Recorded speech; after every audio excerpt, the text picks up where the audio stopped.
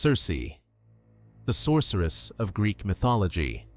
In Greek mythology, the themes of magic and sorcery are omnipresent, woven into the very fabric of many stories involving gods, goddesses, and even mortals. The gods, with their vast powers, often perform feats that can only be described as magical, but among them stands one particularly renowned figure, Circe. She was a goddess who wielded extraordinary magical abilities, and her story continues to captivate audiences today. Circe's name, originally Helios in ancient Greek, is another example of how language evolved over time. When her story was translated into Latin and later English, the hard K sound was softened, leading to the more familiar Circe.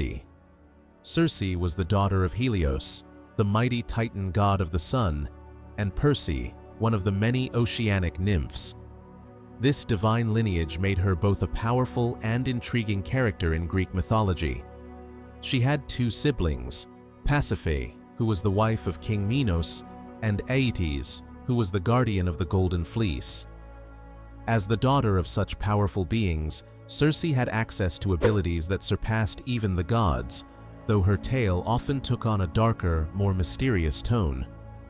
Circe was often depicted as either a nymph, like her mother, or more commonly as an enchantress or sorceress.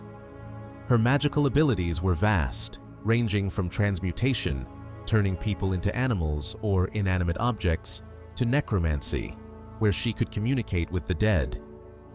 This made her one of the most formidable figures in Greek mythology.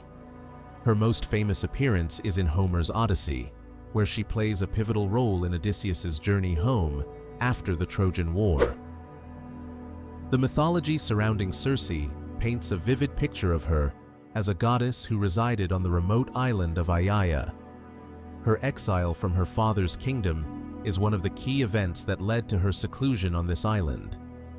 There are varying explanations for why Circe was exiled, but the most widely accepted story is that she killed her husband, the Prince of Colchis.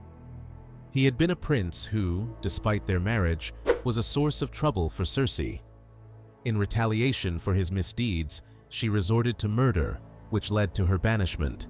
Once exiled, Circe chose to make her home on the island of Aiaia, a place surrounded by dense forests and inhabited by many nymphs. The island was described as being both beautiful and eerie, with Circe residing in a large, imposing house in the center of a thick forest. Surrounding her home were various wild animals, such as lions, wolves, and bears. Unlike the savage beasts one might expect, these creatures were incredibly tame, almost as if they were domesticated pets. However, these animals were not ordinary. They were victims of Circe's magical powers. In her experiments with transmutation, Circe had turned them from human beings into animals. It was said that very few people dared to visit Circe's island, fearing the wrath of the sorceress. Those who angered her were transformed into wild beasts, and anyone who came to the island had to be cautious not to incur her wrath. This reputation made Circe's island both a place of wonder and terror, a sanctuary of magical experiments and dangerous transformations. Yet, despite her fearsome reputation, Circe was also known for her intelligence and skill in potion making. One of the most famous stories involving Circe occurs in Homer's Odyssey. After a long voyage, Odysseus and his men land on Circe's island. They are invited into her home, where she offers them a feast.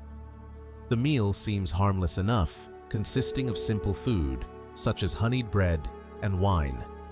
However, unknown to them, Circe has laced the food with a magical potion. As the men eat and drink, they begin to feel the effects of the magic. One by one, they are transformed into swine. Only Eurylochus, Odysseus's second-in-command, had the foresight to avoid the feast, and he quickly realizes that something is amiss. Odysseus, upon learning of the fate of his men, sets out to rescue them. Before he enters Circe's domain, the god Hermes appears to him, offering a protective herb that will shield him from Circe's sorcery. With this gift, Odysseus confronts Circe, and when she attempts to cast her magic on him, he is able to resist her spell. Circe, impressed by Odysseus's resistance, attempts to seduce him.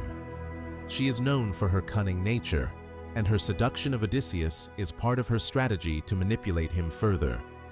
However, Hermes had previously warned Odysseus to be cautious, advising him to demand that Circe swear by the gods that she would not harm him. Odysseus, following this advice, manages to resist her advances and frees his men from their animal forms. Afterward, Circe agrees to help Odysseus and his crew, allowing them to stay on the island for a year. During their stay, Circe offers guidance on the next steps of their journey, advising Odysseus on the routes he should take and the dangers he might face. Though the Odyssey does not elaborate much on what happened after this encounter, it is assumed that Odysseus and Circe maintained a civil relationship. Circe even became a valuable source of information for Odysseus, helping him prepare for the challenges ahead. This connection was not just one of mutual respect, but also one of convenience. Circe had much to offer, from magical knowledge to guidance on surviving the perilous voyage home. The story of Circe does not end with Odysseus's departure from her island. In Hesiod's Theogony, there is an additional layer to Circe's myth, which further explores her relationship with Odysseus. According to this version, Circe gave birth to 3 sons with Odysseus: Latinus, Telegonus, and Agrius. Telegonus, unaware of his father's identity, set out to find him. When Circe revealed to him the truth about his parentage, she gave him a poisoned spear. Tragically, Telegonus used this spear to kill Odysseus, which led to even more tragic events. Telemachus, Odysseus's son by Penelope, came to Circe after Odysseus's death, bringing with him the body of his father.